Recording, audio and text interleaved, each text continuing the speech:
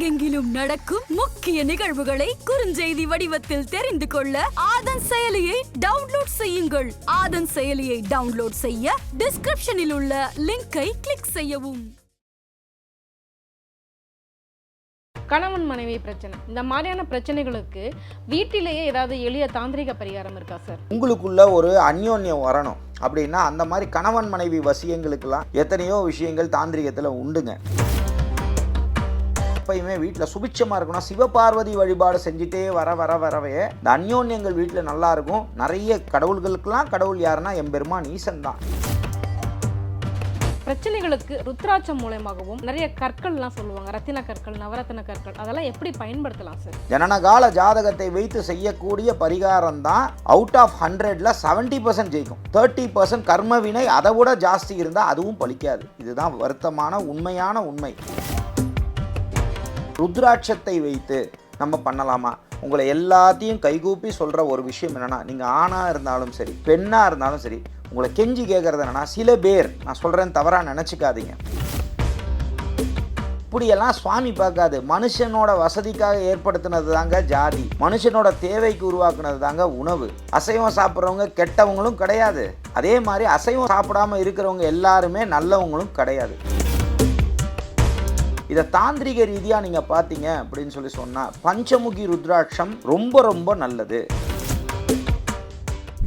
முக்கிய தகவல்களை உடனுக்குடன் தெரிந்து கொள்ள ஆதன் செயலியை டவுன்லோட் செய்யுங்கள். டவுன்லோட் லிங்க் டிஸ்கிரிப்ஷனில் உள்ளது. ஆதன் ஆன்மீக நேயர்களுக்கு வணக்கம். நம்ம ஆன்மீகம் சேனலில் ஆன்மீகம் தொடர்பான நிறைய விஷயங்களை பார்த்தும் தெரிஞ்சுக்கிட்டும் வரோம். அதன் மூலமாக நமக்கு நிறைய தீர்வுகளும் தெளிவுகளும் கிடைச்சிருக்கு. அந்த வகையில் இன்னைக்கு நம்ம கூட இணைஞ்சிருக்கிறாங்க தாந்திரிக பரிகார ஜோதிடர் டாக்டர் எஸ் விஜய் சேது நாராயணன் அவர்கள். வாருங்கள் பேசுவோம். வணக்கம் சார். வணக்கம் மேம், எப்படி இருக்கீங்க? நல்லா இருக்கீங்களா? இறைவனர்கள் நல்லா இருக்கும். உலகமெங்கும் வாழும் நமது ஆதன் ஆன்மீகம் நேயர்களுக்கும் என் சிறந்தாண்ட வணக்கத்தை உரித்தாக்கி மகிழ்கிறேன். ஓம் சிவசிவ ஓம் குருவே சரணம். வணக்கம் மேம். இப்போ நிறைய வீட்டில் பார்த்தீங்க அப்படின்னா உறவுகளுக்குள்ள நிறைய பிரச்சனைகள் இருக்கும். இந்த அங்காளி பங்காளின்னு சொல்லுவாங்க, அண்ணன் தம்பி பிரச்சனைகள்லாம் சொல்லுவாங்க. நிறைய பேர்த்துக்கு காதல் திருமணம், காதலில் கை கூட மாட்டேங்குது, அம்மா அப்பா ஒத்துக்க மாட்டேங்கிறாங்க, இல்லை காதலிச்சு கல்யாணம் பண்ணாலும் அதுலேயுமே பிரச்சனை, கணவன் மனைவி பிரச்சனை, இந்த மாதிரியான பிரச்சனைகளுக்கு வீட்டிலேயே ஏதாவது எளிய தாந்திரிக பரிகாரம் இருக்கா சார்? சரி, முதல்ல நம்ம எடுத்தோம்னா அங்காளி பங்காளி பிரச்சனை, இந்த மாதிரி விஷயங்களில் பிரச்சனைகள் இருக்குது. ஒன்றா மேடம் கேட்டதுக்கெலாம் அட்ரஸ் பண்ணிடுவோம். அங்காளி பங்காளி பிரச்சனைனா மேக்சிமம் போனால் எதில் இருக்கும் அப்படின்னா இடத்தகராறாக இருக்கும், சொத்து தகராறாக இருக்கும், பணத்தகராறாக இருக்கும். இந்த மாதிரி விஷயங்கள் தான் இருக்கும். அப்போ இந்த மாதிரி விஷயங்கள் இருந்தது அப்படின்னு சொல்லி சொன்னால் அப்போ நீங்கள் என்ன பண்ணுங்கன்னா, இதுக்கும் ஜாதகத்தில் இடம் உண்டுங்க. அப்போ நம்ம தாந்திரிக ரீதியான ஜோதிடத்தில் எப்படின்னா, தாந்திரிக ஜோதிடத்தில் எப்படின்னா, இதுதான் அந்த சப்ஜெக்ட்னா அந்த சப்ஜெக்டுக்குள்ளேயே நம்ம டீப்பாக போயிடலாம். அப்போ அதுக்கு போய் அதுக்கான வழிபாடுகளை செய்யும் பொழுது மாற்றங்கள் உறுதியாக இருக்கும். அப்போ அதையும் நீங்கள் செஞ்சுக்கலாம். அதையும் பார்த்துக்கிட்டு பண்ணுறது விசேஷம். அது இல்லாமல் நீங்கள் யாரை என்ன பண்ணணும் அப்படின்னா, நீங்கள் யாருக்கும் எந்த கெட்டதும் செய்யக்கூடாது. அப்போ அவங்களே தப்பு செஞ்சுருந்தாலும் சுவாமிகிட்ட முறையில்லாமல் ஒழிஞ்சு நம்ம எதுவும் தப்பு செய்யக்கூடாது யாருக்கும். ஒருவேளை உங்களுக்கு இதனால் இன்னல்கள் இருந்தாலோ இந்த மாதிரி விஷயங்கள் இருந்தால் நீங்கள் மனசார யாரை நினச்சிக்கணும், மகா காளியை மனதார நினச்சிக்கணும். அதே மாதிரி இது அமாவாசை திதிகளில் தெற்கு திசை நோக்கி அமர்ந்து யம திசைன்னு பேர். உடனே இதுக்காக தெற்குன்னா கெட்டதுன்னு நினைக்கக்கூடாது. அப்போது யம திசை நோக்கி உட்காந்து தெற்கு திசை நோக்கி உட்காந்து மகாகாளியை நைட்டு 10 மணிலேருந்து 11 மணி வரைக்கும் நீங்கள் விளக்கு தீபம் ஏற்றி, அதில் வேப்ப எண்ணெய் தீபம் ஏற்றி, இரும்பு விளக்கில் வேப்ப எண்ணெய் தீபம் ஏற்றி மனதார நீங்கள் என்ன பண்ணலாம் அப்படின்னா, குங்குமத்தால் அர்ச்சனை செய்யலாம். வீட்டில் மகாகாளியோட திருவுருவப்படம் வைக்கலாமா? எங்கள் வீட்டிலலாம் இருக்குங்க. சரிங்களா? உங்களுக்கு விருப்பம் இருந்தால், பயம் இல்லைன்னா வைங்க. இல்லையா விளக்கு ரூபத்தில் அம்பாளை வைங்க. வச்சுட்டு மகாகாளியை மனதார நினச்சி காளி தேவியே நம்ம, காளி தேவியே மகாகாளி தேவியே நம்ம, மகாகாளி தேவியே நம்மன்னு சொல்லுங்கள். இல்லை உங்கள் குருநாதர்கள் உங்களுக்குள்ள மந்திரங்கள் சொல்லி கொடுத்துருந்தாங்கன்னா அந்த மந்திரங்களை சொல்லுங்கள். நான் மூல மந்திரங்கள்லாம் சொல்லலாம், இது எளிமையான மந்திரமாக நான் சொன்னேன்.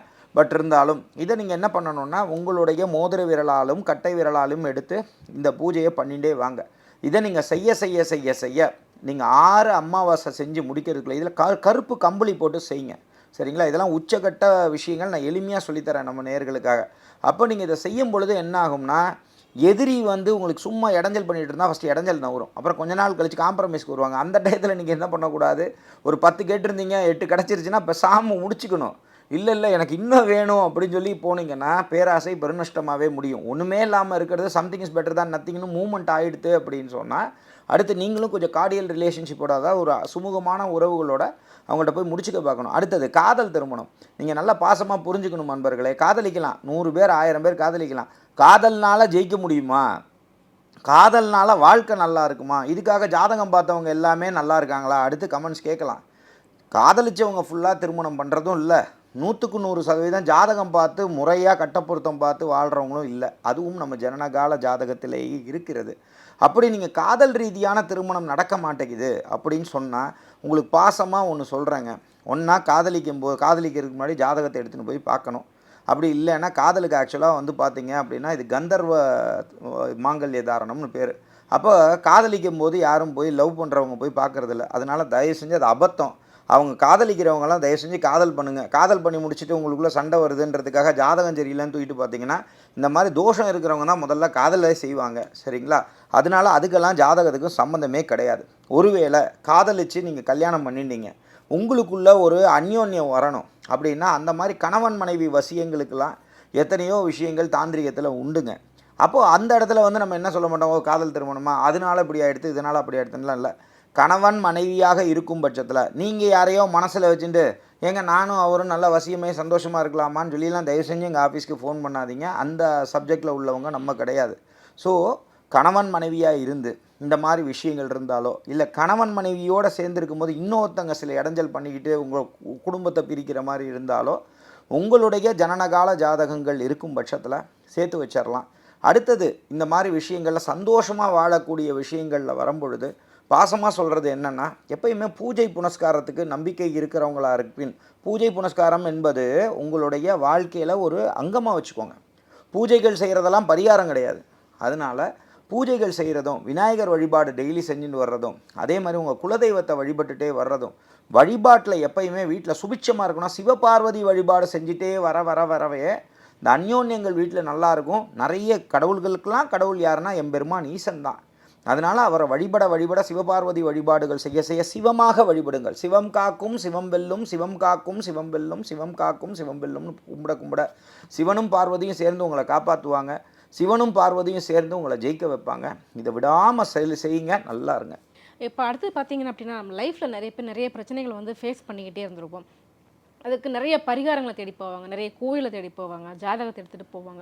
அப்படிலாம் இல்லாமல் அந்த பிரச்சனைகளுக்கு ருத்ராட்சம் மூலமாகவும் நிறைய கற்கள்லாம் சொல்லுவாங்க, ரத்தின கற்கள், நவரத்தின கற்கள், அதெல்லாம் எப்படி பயன்படுத்தலாம் சார்? சரி, ஃபஸ்ட்டு பரிகாரம் என்பது நல்லா புரிஞ்சுக்கணும். ஒரு காலத்தில் ஜோதிட சாஸ்திரம் என்பதே, நான் சொல்கிறதெல்லாம் பழைய நூல்கள் படிக்கிறவங்களுக்கு தெரியும், ஜோதிட சாஸ்திரம் என்பதே பரிகார சாஸ்திரம் என்றே சொல்லப்பட்டது. சரிங்களா? நாள் போக நான் சொல்கிறதுனா பல ஆயிரம் ஆண்டுகளுக்கு முன்னாடி வந்தது தான் ஜோதிடம். அதை புரிஞ்சுக்கணும். அப்படிங்கும் பொழுது பரிகார சாஸ்திரம்ன்றது தான் ஜோதிட சாஸ்திரம்னு மாறப்பட்டது. சரிங்களா?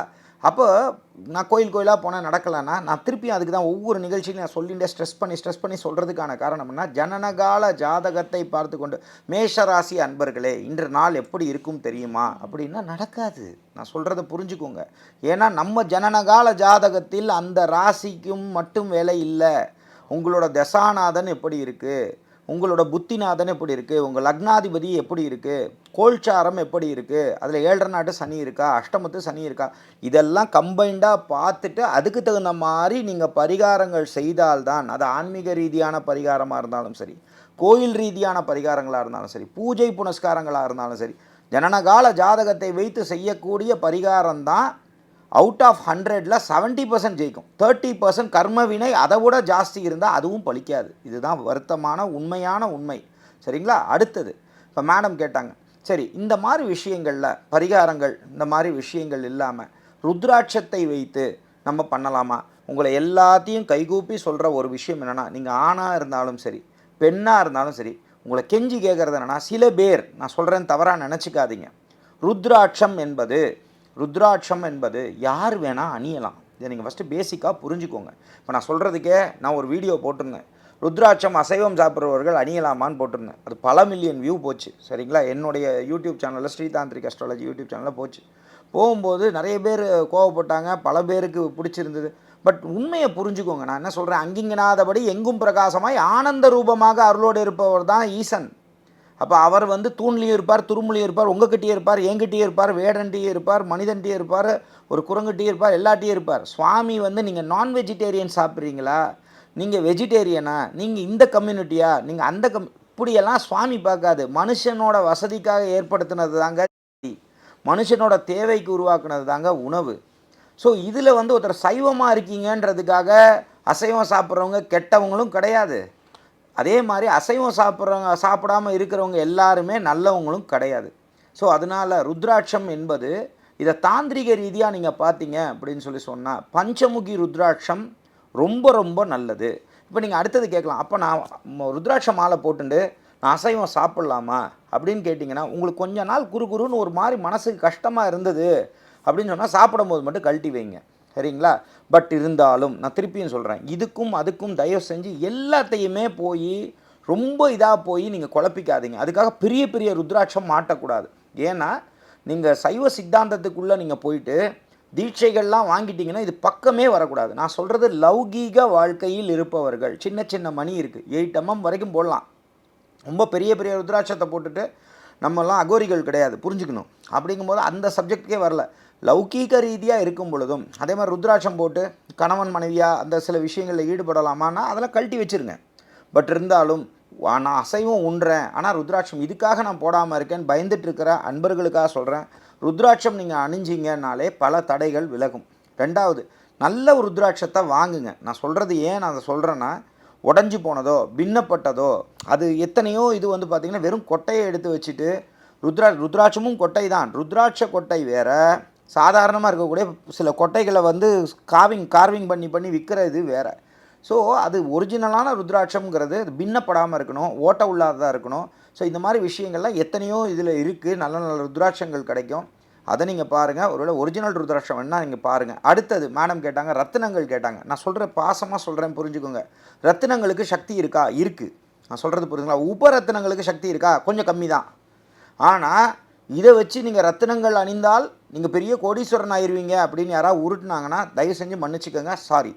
உங்கள் ஜனனகால ஜாதகத்தில் நீங்கள் வந்து நல்லா இருக்கணும்னு விதி இருந்தால் இதெல்லாம் உபசாஸ்திரம். இந்த வாஸ்து, இந்த பச்சைக்கல் மஞ்சக்கல், இங்கே பாருங்கள், நானும் தான் குருமேட்டில் நான் மஞ்சக்கல் போட்டிருக்கேன். அப்போ இதுதான் என்னை முன்னேற்றுதா, இந்த காதில் போட்டிருக்கேன், இது குருவுக்காக போட்டிருக்கேன், இதுவும் குருவுக்காக போட்டிருக்கேன், சரிங்களா? அந்த கலரும் குருவுக்காக போட்டு, இது என் ஜாதகத்தின் அடிப்படையில் நம்ம அணிஞ்சிருக்கோமே ஒழிஞ்சு அதுதான் பேசுமே ஒழிஞ்சு, பட் இதுக்கு சக்தி இல்லைன்னு நான் சொல்லலை. ஆனால் இதை சும்மா நான் மேஷராசி உடனே நம்ம போய் ரெட் கோரல் போட்டுடலாமா அப்படின்னு கேட்டிங்கன்னா தப்பு. புரிஞ்சுக்கணும், உங்கள் ஜனனகால ஜாதகத்தில் நீங்கள் புரிஞ்சுக்கணும், காலபுருஷ தத்துவத்தின் 1ஆம் வீட்டுக்கும் 8ஆம் வீட்டுக்கும் அவர் உள்ளவர். அப்போ உங்களுக்கு உங்கள் ஜனனகால ஜாதகத்தில் அந்த planet that is like Mars, that is செவ்வாய் எங்கே இருக்காருன்னு நீங்கள் பார்க்கணும். இப்போ பகுத்து ஆராய்ஞ்சு உங்கள் இதுக்கு நல்லா இருந்தால்தான் போடணுமே கொஞ்சம். மிதுன ராசியாக உடனே போடு பச்சைக்கல்லை போடு, சரி உடனே நீங்கள் தனுசு ராசியாக மஞ்சக்கல்லை மாட்டுங்க, இப்படி அல்லங்க. ஸோ ரத்தினங்களுக்கு சக்தி உண்டு. பட் அந்த உபசாஸ்திரத்தோட தன்மை எப்படி இருக்குன்னா 10 to 20% வேலை செய்யும், உண்மைதான், சரிங்களா? பட் இதே நீங்கள் தப்பான கல் போட்டிங்க அப்படின்னா, இப்போ சில பேருக்குலாம் வைரம் செட்டே ஆகாது, புரிஞ்சுக்கணும். சில பேருக்கு நீலக்கல் செட்டே ஆகாது. இப்போ அவங்க கொண்டு போய் போட்டாங்கன்னு வச்சுக்கோங்க, இப்படி இருக்கவங்க இப்படி தள்ளிடும். ஏன்னா நெகட்டிவான விஷயங்கள் கொடுக்கறதுக்கும் உண்டு. அதுவும் இந்த மாரகஸ்தானத்தில் இருக்கக்கூடிய பிளானட்ஸ் எல்லாம் வரக்கூடிய அமைப்புகளாக வந்துருதுன்னு வச்சுக்கோங்க. நல்லா புரிஞ்சுக்கோங்க, 2, 7 மட்டும் மாரகம் கிடையாது. அதே மாதிரி 3ஆம் இதுவும் வேலை செய்யும். 2, 3, 7 இந்த கணக்கில் இருக்கக்கூடிய பிளானட்ஸ் இருக்கக்கூடிய இதெல்லாம் வந்து உங்களுக்கு ஒருவேளை ராசிக்கல்லுக்கு உள்ளதுக்கு யாராவது ரெக்கமெண்ட் பண்ணி நீங்கள் போட்டிங்களோ, மேலேந்து இருந்தீங்கனாலும் நிறைய ஆக்சிடெண்ட் நடக்கும், நிறைய கெட்டதுகள் நடக்கும், இதெல்லாம் உணர முடியும்.